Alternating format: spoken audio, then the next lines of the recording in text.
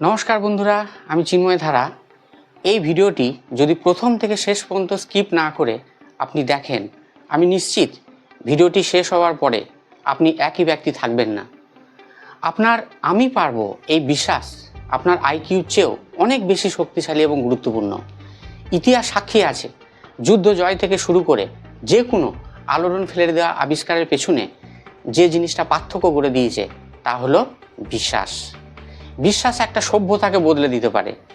আপনি যতই বুদ্ধিমান হন না কেন, আপনি কোটিপতি হবেন কিনা, আপনি গরিব মধ্যবিত্ত হয়ে থাকবেন কিনা, সুখী হবেন নাকি দুঃখী হবেন, সুস্থ থাকবেন নাকি অসুস্থ থাকবেন, আপনার সাথে সবার সম্পর্ক কেমন হবে, সব কিছু নির্ভর করছে আপনার এই বিশ্বাসের ওপর। তাই নিজের ভেতরে জড়ভাব বিশ্বাসগুলোকে দেখুন, আপনার বিশ্বাসগুলো আপনাকে ধ্বংস করছে নাকি সফল ও মজবুত করছে সেই দিকে নজর দিন। জমতে থাকা বিশ্বাসগুলোর ওপর প্রশ্ন করুন, আপনার জীবন নিমিষের মধ্যে বদলে যাবে। আচ্ছা, আর একটা জিনিস বলুন তো, ধরুন আজকে আমি ভালো ইংরাজি বলতে পারি না, কিন্তু আমি যদি আমেরিকা বা ইংল্যান্ডে জন্মাতাম তাহলে কি ইংরাজি আমার মাদার টং বা মাতৃভাষা হতো না? 100 জনের মধ্যে 100 জনাই বলবেন অবশ্যই হ্যাঁ। আমার এই মুহূর্তে যে ভালো লাগা, খারাপ লাগা, ইগো, আইডেন্টি, ভালোবাসার মানুষ, শত্রু, কালচার সব কিছুই আলাদা হতো। এবার আপনি বলতেই পারেন যে ওখানে তো আমি জন্মাইনি বা ওখানে তো নেই, তাই যেখানে জন্মেছি, যেখানে আছি সেখানকার বিষয় নিয়েই তো চিন্তা করব।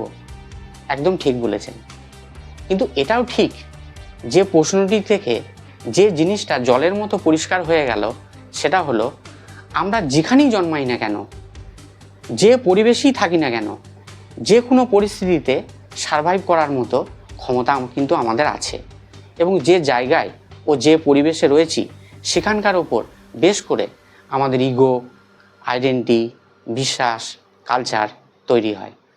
আমাদের কাছে এটাও পরিষ্কার যে আমাদের মাইন্ড, বডি এবং কনসাসনেসের বিশাল ক্ষমতা আছে যে কোনো ধরনের পরিবেশ, যে কোনো ধরনের পরিস্থিতি, যে কোনো ধরনের বিশ্বাস, যে কোনো ধরনের হ্যাবিট এর সাথে মানিয়ে নেওয়ার।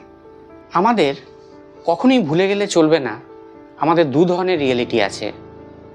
এক নম্বর হচ্ছে লোকাল রিয়েলিটি, মানে আপনি এই মুহূর্তে এই মুহূর্তে আপনার ভালো লাগা, খারাপ লাগা, আপনার বিশ্বাস, ইগো, আপনার হবি, কালচার সব কিছুই এই লোকাল আইডেন্টিটির মধ্যে পড়ে। আর একটা হলো এক্সিস্টেন্সিয়াল রিয়েলিটি। নিজের দিকে একবার তাকিয়ে দেখুন, কি আশ্চর্যজনক শরীর আপনার, যেখানে কোটি কোটি সেল কিভাবে দিনরাত আপনাকে সুস্থ রাখার জন্য, বাঁচিয়ে রাখার জন্য কাজ করে যাচ্ছে। শরীরের প্রতিটি অর্গ্যান কি নিপুণভাবে দিনরাত কাজ করে চলেছে। নিজের ব্রেনের দিকে একবার তাকিয়ে দেখুন, কি আশ্চর্যজনক ব্রেন আপনার, যে সুপার কম্পিউটার নিমিষের মধ্যে যে কোনো প্রবলেমকে সলভ করে দিচ্ছে, সেই সুপার কম্পিউটারকে বানাচ্ছে আপনার এই ব্রেন। নিজের মাইন্ডকে একবার অবজার্ভ করুন, দেখুন কি পাওয়ারফুল মাইন্ড আপনার মধ্যে যে কল্পনা শক্তি, ইচ্ছা শক্তি, ক্রিয়েটিভিটি, বুদ্ধি, ইমোশনগুলো রয়েছে, এগুলো কি আপনার ব্যক্তিগত সম্পত্তি? এগুলো তো ইউনিভার্সাল প্রপার্টি, যা মানুষ থেকে শুরু করে সমস্ত জীবজন্তুর মধ্যেই কম বেশি আছে। আর তখনই আপনি অনুভব করবেন আপনার মাইন্ড, বডি এবং কনসাসনেসের ক্ষমতা কি অসীম। আপনি এটাও অনুভব করবেন আপনি এই নেচারের সাথে, ইউনিভার্সের সাথে ডিপলি কানেক্টেড। হোল ইউনিভার্স বা নেচার আপনার ভেতরেই রয়েছে।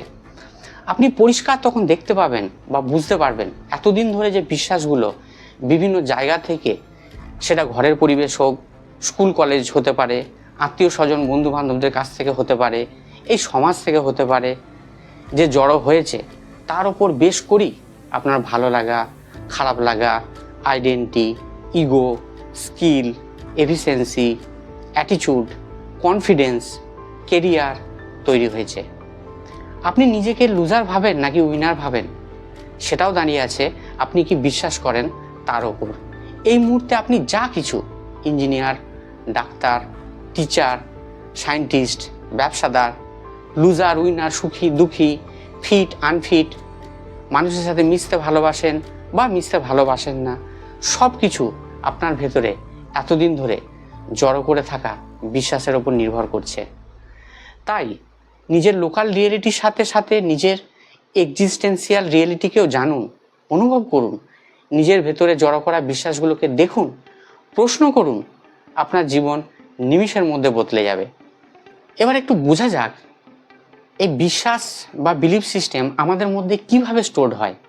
তাহলেই আমরা সফল হতে পারবো এবং আনন্দময় জীবন কাটাতে পারবো। যখন কোনো বেবি ছোট থাকে তখন সে যদি জলে নামতে চায় তখন আমাদের মধ্যে অধিকাংশ জনই ভয় পেয়ে চিৎকার করতে থাকি। তার জন্য বেবিও ভয় পেয়ে যায়। বেবির সাবকনশিয়াস মাইন্ডে রেকর্ডেড হয়ে যায় যে জলে নামাটা ডেঞ্জারাস জিনিস।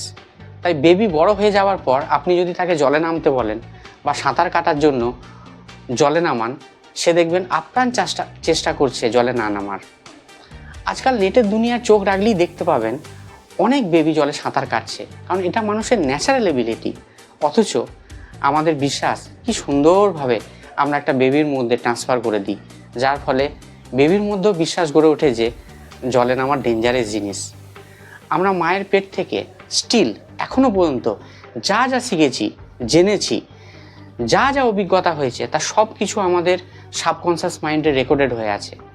এই সাবকনশিয়াস মাইন্ডে রেকর্ড হওয়া ব্রেনেরই একটা সারভাইভাল পারপোজের মেকানিজম। সাবকনশিয়াস মাইন্ডে রেকর্ড হয়ে থাকা এই অভিজ্ঞতাগুলো দিয়ে তৈরি হয় বিশ্বাস। তাই আপনার মধ্যে যা যা বিশ্বাস জমা হয়ে আছে, সেটা নিজেকে নিয়ে হোক, অন্যকে নিয়ে হোক, সফলতা নিয়ে হোক, জয় পরাজয় নিয়ে হোক, সেগুলোকে প্রশ্ন করুন, সত্যের আয়নাতে সেগুলোকে দেখুন। অবশ্যই আপনি সফল হয়ে এক আনন্দময় জীবনযাপন কাটাতে পারবেন। ভিডিওটি যদি ভালো লেগে থাকে আপনারা লাইক করুন, কমেন্ট করুন, চ্যানেলটি সাবস্ক্রাইব করুন, যাতে করে আমি অনুপ্রাণিত হয়ে আরও ভালো ভালো ভিডিও আপনাদের জন্য নিয়ে আসতে পারি। ভালো থাকবেন।